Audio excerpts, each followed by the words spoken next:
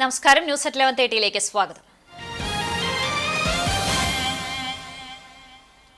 അന്തരിച്ച കുന്നംകുളം മുൻ MLA Babu M പാലിശ്ശേരിയുടെ സംസ്കാരം ഇന്ന് നടത്തും.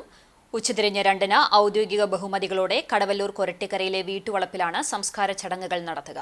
CPIM തൃശൂർ ജില്ലാ സെക്രട്ടേറിയറ്റ് അംഗം കൂടിയായിരുന്നു ബാബു എം പാലിശ്ശേരി. ചൊവ്വാഴ്ച ഉച്ചയ്ക്ക് 1-ഓടെയാണ് വിടവാങ്ങിയത്. പാർക്കിൻസൺസ് രോഗം ബാധിച്ച് ചികിത്സയിലായിരുന്നു.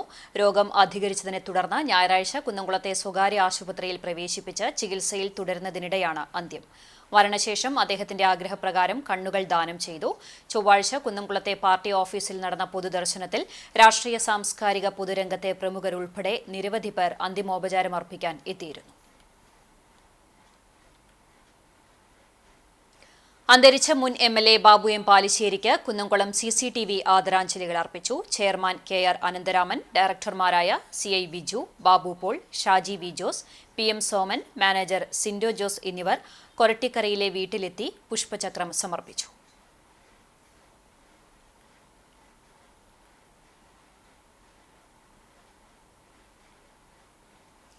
ഗുരുവായൂർ ആനക്കോട്ടയിലെ കൊമ്പൻ ഗോകുലിന്റെ അപ്രതീക്ഷിത വിയോഗത്തിന്റെ സത്യാവസ്ഥ പുറത്തുകൊണ്ടുവരിക, ഗുരുവായൂരപ്പന്റെ ആനകൾക്ക് ദേവസ്വം കൃത്യമായ സംരക്ഷണം ഉറപ്പുവരുത്തുക എന്നീ ആവശ്യങ്ങൾ ഉന്നയിച്ച് BJP പ്രതിഷേധ കൂട്ടായ്മ സംഘടിപ്പിച്ചു. ആനക്കോട്ടയ്ക്ക് മുന്നിൽ നടത്തിയ പ്രതിഷേധം BJP ഗുരുവായൂർ മണ്ഡലം പ്രസിഡന്റ് അനിൽ മഞ്ചരമ്പത്ത് ഉദ്ഘാടനം ചെയ്തു. പൂക്കോട് ഏരിയ പ്രസിഡന്റ് ജിതിൻ കാവീട് അധ്യക്ഷത വഹിച്ചു. ജില്ലാ കമ്മിറ്റി അംഗങ്ങളായ KR ചന്ദ്രൻ, KC വേണുഗോപാൽ, KK സുമേഷ് കുമാർ, മണ്ഡലം വൈസ് പ്രസിഡന്റുമാരായ മനീഷ് കുളങ്ങര, KC രാജു, സെക്രട്ടറിമാർ, മറ്റ് പ്രവർത്തകരും പങ്കെടുത്തു.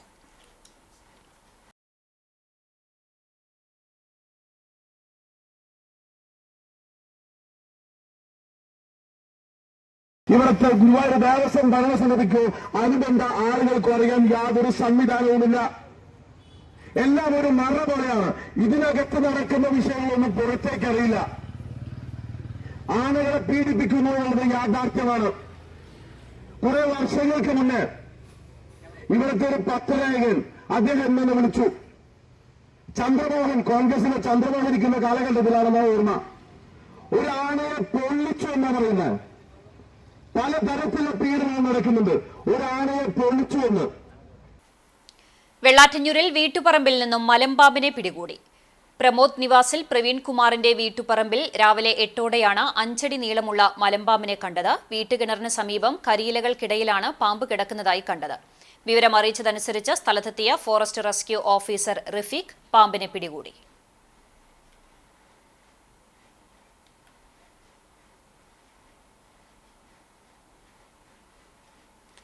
ഗുരുവായൂർ പുന്നത്തൂർ കോട്ടയിലെ ആനകളുടെ ദുരൂഹ മരണങ്ങളിൽ ഉന്നതതല ജുഡീഷ്യൽ അന്വേഷണം നടത്തണമെന്ന് BJP തൃശൂർ നോർത്ത് ജില്ലാ പ്രസിഡന്റ് അഡ്വക്കേറ്റ് നിവേദിത സുബ്രഹ്മണ്യൻ ആവശ്യപ്പെട്ടു.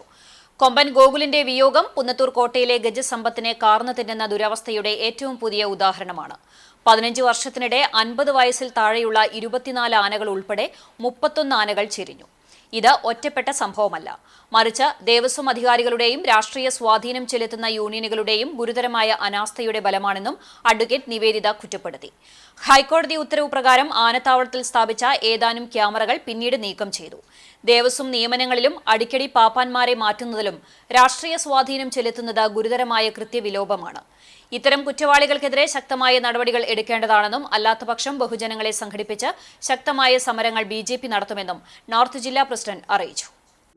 കഴിഞ്ഞ ദിവസം മരണപ്പെട്ട ഗോകുൽ എന്ന ആന വെറും 33 വയസ്സുള്ള ആനയാണ്.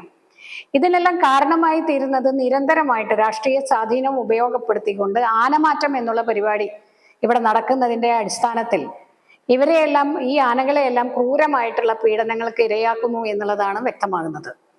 അപ്പോൾ ഇത്തരത്തിലുള്ള ക്രൂരത ഇവിടുത്തെ ആനകൾക്ക് നേരെ ഉണ്ടാകുമ്പോൾ ഹൈക്കോടതിയുടെ തീരുമാനപ്രകാരം, നിർദ്ദേശപ്രകാരം ഇവിടെ CCTV ക്യാമറകൾ സ്ഥാപിക്കണമെന്ന നിർദ്ദേശം വെച്ചിരുന്നു. പക്ഷേ ആ നിർദ്ദേശം പോലും കാറ്റിൽ പറത്തിക്കൊണ്ടാണ് ഇവിടുത്തെ നിലവിലെ സംവിധാനങ്ങൾ ചലിച്ചുകൊണ്ടിരിക്കുന്നത്. CCTV ക്യാമറകൾ സ്ഥാപിക്കുകയും പിന്നീട് അവ ഊരിമാറ്റുകയും ചെയ്തു എന്നാണ് അറിയുന്നത്. അത് മാത്രമല്ല, ഇത്തരം വിഷയങ്ങൾ ശ്രദ്ധയിൽപ്പെടുത്തുന്ന സ്റ്റാഫുകളെ സ്ഥലം മാറ്റുകയും അവർക്ക് പണിഷ്മെന്റ് കൊടുക്കുന്ന ഒരു നിലപാട് കൂടി ഭരണകൂടത്തിന്റെ ഭാഗത്ത് നിന്ന് ഉണ്ടാകുന്നു എന്നുള്ളതാണ്. ഇവിടെയുള്ള ഡോക്ടർമാരെല്ലാം കൊടുക്കുന്ന റിപ്പോർട്ടുകൾ കൃത്യമാണോ എന്നുള്ളതും പരിശോധിച്ച് അതിൽ കൃത്യവിലോപം നടത്തിയിട്ടുള്ള ഡോക്ടർമാരെയും അതുപോലെ തന്നെ ഇവിടെയുള്ള സ്റ്റാഫുകളെയും അവരെ പാപ്പാന്മാർ ഉൾപ്പെടെയുള്ളവരെയും കൃത്യമായിട്ട് നിയമ നടപടിക്ക് വിധേയരാക്കണം എന്നുള്ളതാണ് ആവശ്യപ്പെടാനുള്ളത്. ഗുരുവായൂർ ചെമ്പൈ സംഗീതോത്സവത്തിന്റെ സുവർണ ജൂബിലി ആഘോഷങ്ങളുടെ ഭാഗമായി വ്യാഴാഴ്ച രാവിലെ 10 മണി മുതൽ കേരള കലാമണ്ഡലം കൂത്തമ്പലത്തിൽ സംഗീത സെമിനാർ നടത്തും. കലാമണ്ഡലത്തിന്റെ സഹകരണത്തോടെ നടത്തുന്ന സെമിനാറിൽ സംഗീത വിദ്യാർത്ഥികൾക്കും ആസ്വാദകർക്കും പങ്കെടുക്കാം. രാവിലെ 9:30 മുതൽ രജിസ്ട്രേഷൻ ആരംഭിക്കും. രാവിലെ 10-ന് Kerala Kalamandalam vice chancellor professor doctor B Ananthakrishnan seminar ഉദ്ഘാടനം ചെയ്യും. ദേവസ്വം ഭരണസമിതി അംഗം മല്ലിശ്ശേരി പരമേശ്വരൻ നമ്പൂതിരിപ്പാട് അധ്യക്ഷനാകുന്ന ചടങ്ങിൽ Kalamandalam registrar doctor P Rajesh Kumar സ്വാഗതം പറയും. ശബ്ദലേഖനങ്ങളിലെ നൂതന സങ്കേതങ്ങൾ എന്ന വിഷയത്തിൽ പ്രശസ്ത ശബ്ദലേഖന വിദഗ്ധൻ ആർ സജി പ്രബന്ധം അവതരിപ്പിക്കും. സംഗീത സംവിധായകൻ മനു രമേശൻ തത്സമയ ശബ്ദലേഖന സങ്കേതങ്ങൾ പരിചയപ്പെടുത്തും. സംഗീത വിഭാഗം assistant professor doctor K Manikandan seminar നിയന്ത്രിക്കും. ക്ഷേത്രത്തിലേക്ക് ആൽമരത്തൈ സമ്മാനിച്ച് വടക്കേക്കാട് അഭയം പെയിൻ ആൻഡ് പാലിയേറ്റീവിന്റെ മാതൃക.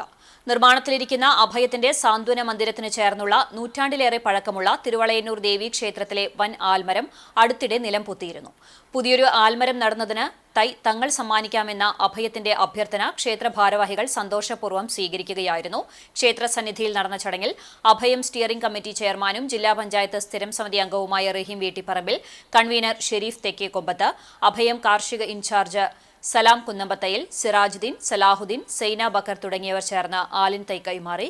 ക്ഷേത്ര ഭാരവാഹികളായ പ്രസിഡന്റ് മോഹൻദാസ്, സെക്രട്ടറി ബാബു ഹരിശ്രീ, ട്രഷറർ ടി.ബി. കുമാരൻ തുടങ്ങിയവർ ഏറ്റുവാങ്ങി.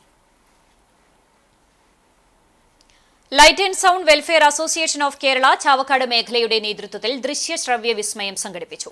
ഗുരുവായൂർ ടൗൺ ഹാളിൽ സംഘടനാ സംസ്ഥാന പ്രസിഡന്റ് കെ.എ. വേണുഗോപാൽ ഉദ്ഘാടനം ചെയ്തു. ചെയർമാൻ വി.എൽ. ജോയ് അധ്യക്ഷത വഹിച്ചു.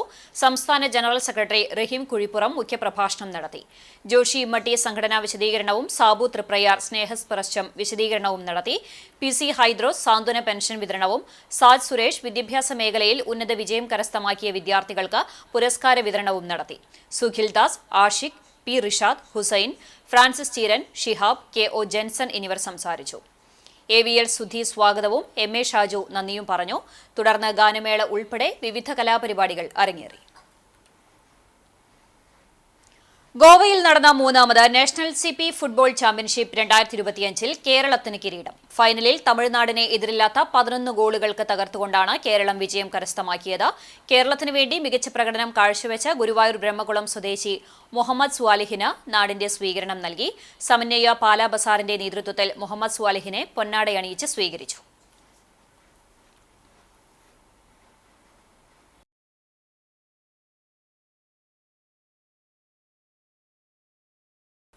ചരമം. കൂനമുച്ചി പരേതനായ അറങ്ങാശ്ശേരി ജോസഫ് ഭാര്യ കൊച്ചന്നം നിര്യാതയായി. 89 വയസ്സായിരുന്നു. സംസ്കാരം ബുധനാഴ്ച ഉച്ചതിരിഞ്ഞ് 4 മണിക്ക് കൂനമുച്ചി സെന്റ് ഫ്രാൻസിസ് സേവിയേഴ്സ് പള്ളി സെമിത്തേരിയിൽ നടത്തും. എൽസി, ഷീല ജോൺസൺ, റോസിലി, ഓമന എന്നിവർ മക്കളാണ്. ചുണ്ടൽ പുതുശ്ശേരി കുട്ടൻകുളങ്ങര തിലകൻ ഭാര്യ സതീരത്നം നിര്യാതയായി. സംസ്കാരം ബുധനാഴ്ച ഉച്ചയ്ക്ക് 2 മണിക്ക് പുതുശ്ശേരിയിലുള്ള തറവാട്ടുവക ശ്മശാനത്തിൽ നടത്തും. ഷിനോയ്, ഷിജോയ് എന്നിവർ മക്കളാണ്. ഇതോടെ ന്യൂസ് അറ്റ് 11:30 സമാപിക്കുന്നു. നമസ്കാരം.